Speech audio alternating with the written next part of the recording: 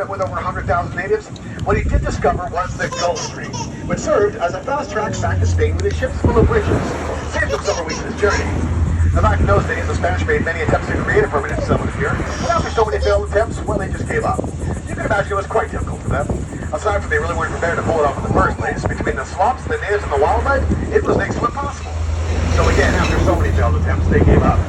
That was up until around 50 years later, when the Spanish king was then told of French Huguenots moved onto the land of what is now Jacksonville. He was not pleased to hear about this, nor was he pleased to hear about the fort that built Fort Caroline. So what did the Spanish king do? He sent his greatest admiral, Pedro Menendez, along with a small army to come here and do three things. 1. Convert the natives to Catholicism. 2. Create a permanent settlement. And 3. Get rid of the French. Now in a moment, if you look over to your left, you see a very large cross standing up there on my nose. Up there it is. That cross is where, in 1565, Pedro Menendez, along with that small army sent by the Spanish king, landed and held first Catholic Mass in America. That was the beginning of the settlement. Shortly after that, off they went, marching towards the fort, Fort Caroline, to relieve the land of the French Huguenots. And as if it wasn't difficult enough, again, between the swamps, the natives, and the wildlife, a hurricane showed up and threw its hand in it. Made it even more difficult. But the Spanish pushed through it all. They got past the natives, the wildlife, through the swamps, past that hurricane, and finally made their way up to the walls of the fort to see that there was hardly anybody there. It was grossly underguarded and easy for the taking. The reason for that is, at the same time that the Spanish were marching up towards the fort, the French had hopped on ships and they were sailing their way down here, literally missing each other in transit at the same time. And it happened to guard the same hurricane, and while the French lost the fight with that hurricane, they got shipwrecked. So after Pedro Menendez and his army easily took that fort, they made their way back down here and eventually came face to face with the remaining survivors of the shipwreck, which was about 250 of those French Huguenots washed ashore all weak and weary. Pedro Menendez had only one very important question to ask them all, which was, are you Catholic? Well, those proud French Huguenots, they said no, or as they say in French, no.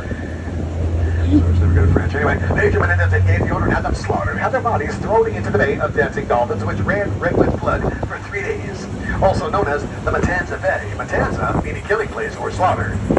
21 years later, the French had their revenge on the Spanish with a little help from a British man named Sir Francis Drake, along with his fellow privateers, which were all basically pirates for hire. Well, they came here and they did what pirates do best.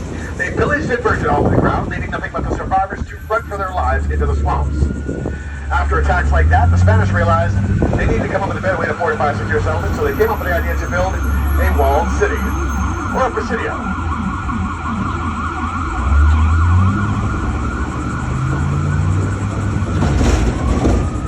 In just a moment, coming up around the Ventura left, you see in the distance from the trees, the Spanish fort, the Castillo de San Marco. Coming from that fort, a wall made up of vertically laid palm trunks traveling from the east to the west. That would be the east to west wall of the city called the Cuba Line. The north to south line was called Rosario, and the only way to have gotten in or out of the city were through the city gates directly in front of us, simply on our left as I turned right up ahead. Now, surrounding the walls of the city was a moat, and inside that moat, the Spanish had these spiky little pointy plants called yucca plants inside. You'll see an example of some of these plants coming up to our right just before our next stop sign. They were also known as Spanish bayonets, and if you were to get poked, stabbed, or scratched by one, well, good chance you're going to get yourself an infection, which today would be a mild inconvenience. But back in the mid-1500s, that would have been a death sentence, as they didn't have many cases we have today. Something else the Spanish also used to protect city walls were redoubts. And coming up across me to our right here is a recreation of the Santo Domingo redoubt. This way they would station Spanish military 24 hours a day with muskets and cannons. You'll see as we get alongside of it. You'll notice the openings in the ports as to where the cannons were placed to face outwards on the wall to protect the city. And as I get past the stop sign up ahead, I'm going to jump forward quite a bit in time so we can talk about some of the buildings coming up.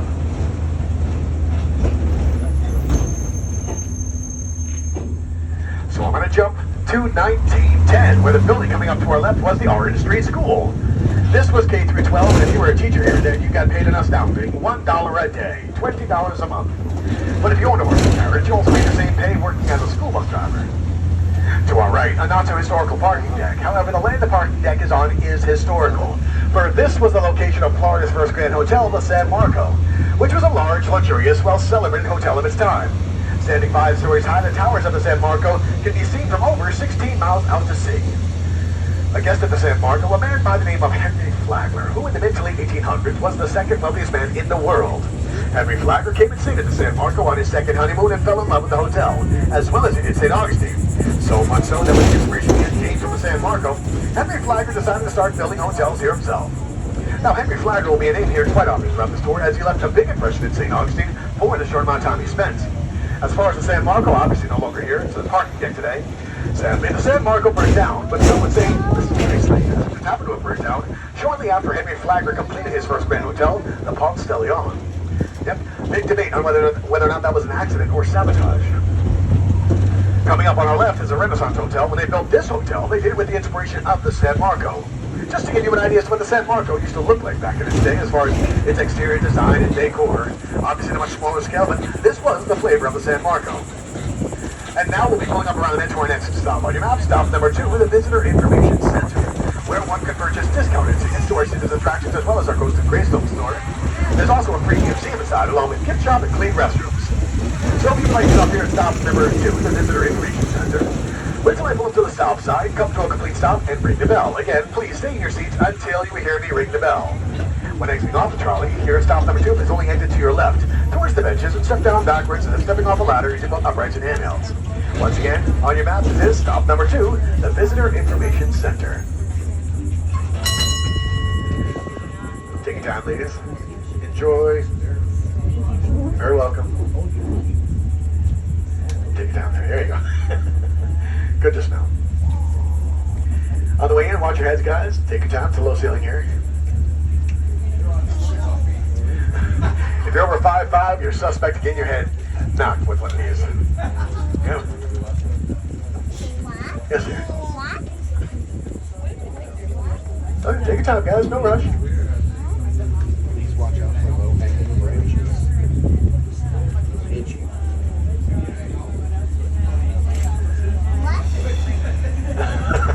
He's a keeper. Take your time, guys. Take your time. Now, before we get going, ladies and gentlemen, I do want to point this out if it hasn't been said to you already. I know it's a little late in the game to say it, but I just want to make sure everyone is aware of it. As beautiful as this Florida Sin is, please understand it's equally as dangerous. So make sure you guys stay hydrated, okay? Drink lots of water throughout the day. Grab a bottle of water, keep filling it up all day long, keep sipping all day long. As dehydration, unfortunately, is a very real thing here in Florida. So one of the first signs of dehydration is not thirst. It'll start off where you start feeling prematurely tired throughout the day. If that happens to you, please take that as a sign to get inside somewhere, preferably air conditioned. Start sipping on some water and give yourself at least a good 5 minutes to reevaluate how you feel before getting back out in the sun. More times than less, when you hear sirens running through the sea, that's because dehydration is strong again. So ladies and gentlemen, please stay hydrated. All right, that said, no one else on. This trolley is in motion. And for those just joining us, welcome aboard. My name is Kevin. Please remain seated while the trolley is in motion. Keep your body and personal belongings inside the trolley. No smoking, vaping, consumption of alcohol, and please keep your conversations to a minimum as this is a narrated tour. As we leave the Visitor Information Center, if you look over to your left or really just about anywhere in Florida, you will see the Florida state tree, the sable palm. In the early 1800s, the heart of the sable palm served as the meat to a dish called swamp cabbage, which was a dish that was created and eaten by the Scout Irish migrants that the Spanish called craqueros, or crackers. They were the original Florida crackers, and they were given that name due to the loud cracking sound of their whips as they would herd their cattle, which can actually be heard from over a mile away. Also in the 1800s, yellow fever came through the city and took a third of the population with it. But those who were not Catholic were not allowed to be buried inside the city walls. Where they were buried? Coming up to our right, just outside the city gates, at the Huguenot Cemetery. You'll notice the Huguenot Cemetery coming up to our right is a very small cemetery. It's just shy of 100 tombstones.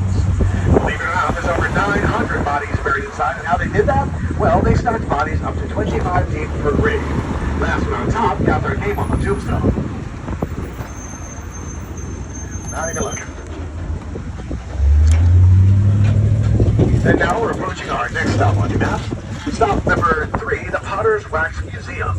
The original location of the Wax Museum is just on the outskirts of the plaza between stops number 14 and 16. When it was there, it was the second largest wax museum in the world. Today, the current location up ahead to our left is filled with over 150 historical figures from the original location. But the building it's in today was originally the oldest drugstore, erected in 1886, owned by T.W. Spicinger. Now back then, you really didn't need much of a formal education or even a license to be a pharmacist. So if you came here looking for a cure for whatever was ailing you, they would have just given you the same concoction they gave everyone else. That was a mixture of spring water, grain alcohol, and opium. I know, good stuff, right? Now, I'm pretty sure I never cured anyone of anything. Like, I imagine after a couple of doses, nobody cared. I mean, you came here feeling sick and eventually just left feeling absolutely nothing at all. On the back end of this parking lot, we have the oldest Catholic cemetery in North America. That would be the Talamaro Cemetery back there. And supposedly the most haunted as well, as it's built over an Indian burial ground. Now, if you remember the movie Poltergeist, you remember how well that worked out. And if you're into ghost hunting, ghost stories, paranormal activity type things, you can buy tickets here to our Ghost and Gravestone store, which is a tour that takes you out in the evening on a tour bus and fills you in on all the ghoulish details of all the hauntings throughout the city, of which you can imagine there is a plethora, given the history of St. Augustine. You can also purchase discounted tickets to our city's attractions here as well. So if you would like to get off here at stop number 3, the Potter's Wax Museum, once light full up, come to a complete stop and ring the bell. When exiting off the trolley, step down backwards as if stepping off a ladder using both uprights and handhelds. This is, on your map, stop number 3, the Potter's Wax Museum. Watch your heads on the way in, guys. Take your time.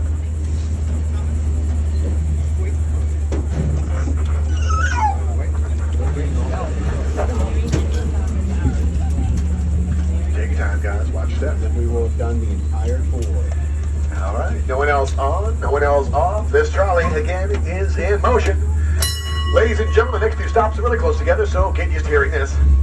Welcome aboard. My name is Kevin. Please remain seated while the trolley is in motion. Keep your body first along inside the trolley.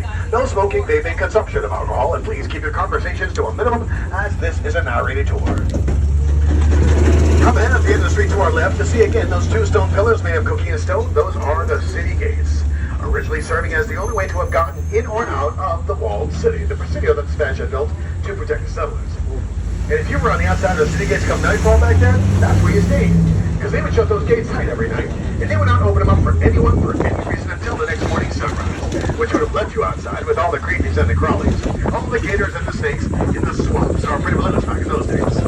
To the right of the city gates, we have the pedestrian mall. Our first stop out of 3 will be on St. George Street, which is chock full of great shopping, cafes, restaurants, and historical attractions like the St. Photius Greek Orthodox Shrine, as well as the oldest school. Up around the bend to our right, past yet another ticket with on the corner, you'll find the City Gates Distillery. That's where they provide a free tasting tour of the spirits they make here. So if you'd like to get off here at stop number 4, the City Gates, please wait till I pull up, come to a complete stop, and ring the bell. When exiting off the trolley here, please only exit to the right, towards the concrete benches, and step down backwards as if stepping off a ladder using both uprights and handhelds. Once again, ladies and gentlemen, on your maps, this is stop number 4, the City Gates. Please wait for the bell. Take your time, guys. Watch your steps. Also, ladies and gentlemen, get into a habit of looking back at your seats when getting off the trolley to make sure you gather all your belongings. Take this thing.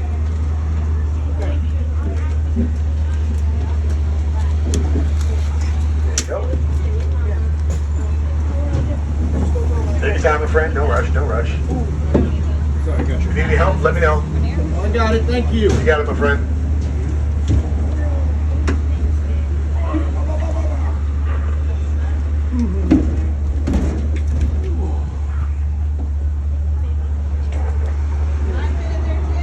Thank you, my friend. All right, no one else on, no one else off. This trolley again is in motion. And again, welcome aboard. My name is Kevin. Please remain seated while the trolley is in motion. Keep your body and personal belongings inside the trolley. No smoking, vaping, consumption of alcohol. And please keep your conversations to a minimum, as this is a narrated tour. As we pull out here, coming up to our right of the traffic light, you'll see the Pirates Treasure Museum. There's over 800 authentic pirate artifacts inside there, and how they including 2, I find most intriguing. One being an actual pirate's treasure chest, as well as one of only 3 in existence Jolly Roger flags. At the end of the tour, you end up at a room filled with props of movies of pirates. The last installation is when Johnny Depp came dressed up as his character, Jack Sparrow, and donated one of the swords to the museum. He did that because, believe it or not, well, Johnny Depp used to own a home here in St. Augustine. And for those of you who might have spent more than the evening here, you probably know when the sun goes down, a lot of the locals will dress up as pirates and walk around the city. It's kind of a thing they do here. Well, Johnny Depp used to be one of them. You can imagine how fun that was back then, walking around the city, having some guy stumbling up next to you, acting like a drunk pirate. Turned out to be Johnny Depp, right? Well, my man from here is going to be our next stop on your map. Stop number 5, the Colonial Quarters. They also provide a wonderful tour here. Educational, entertaining, great if you come here with your kids, as they do tons of demonstrations. Everything from blacksmithing to cannon fire to give you a really good idea of what it was like to live back in the colonial times. Now, if you would like to go out here, please wait till I pull in, come to a complete stop, and ring the bell. When exiting off the trolley, step down backwards, as if stepping off a ladder using both uprights and handhelds. Once again on your maps, this is stop number 5, the Colonial Quarters. Please wait for the bell.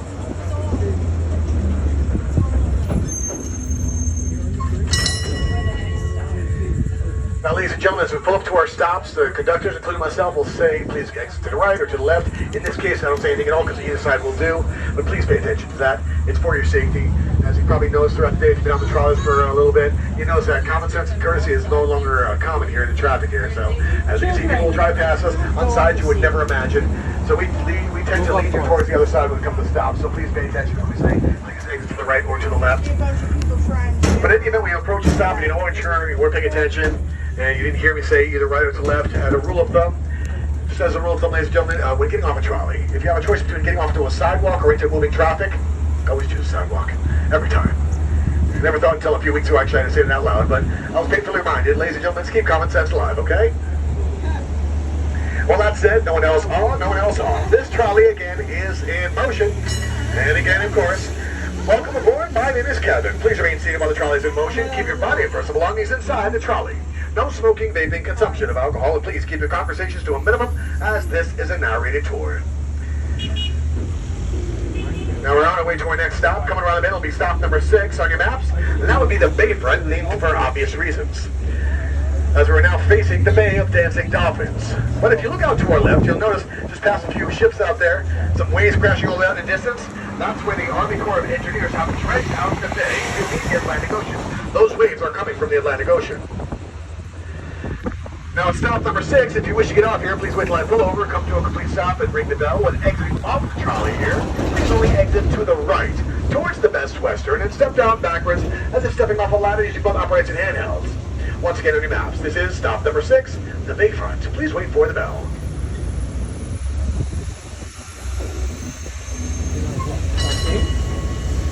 Take your time, enjoy.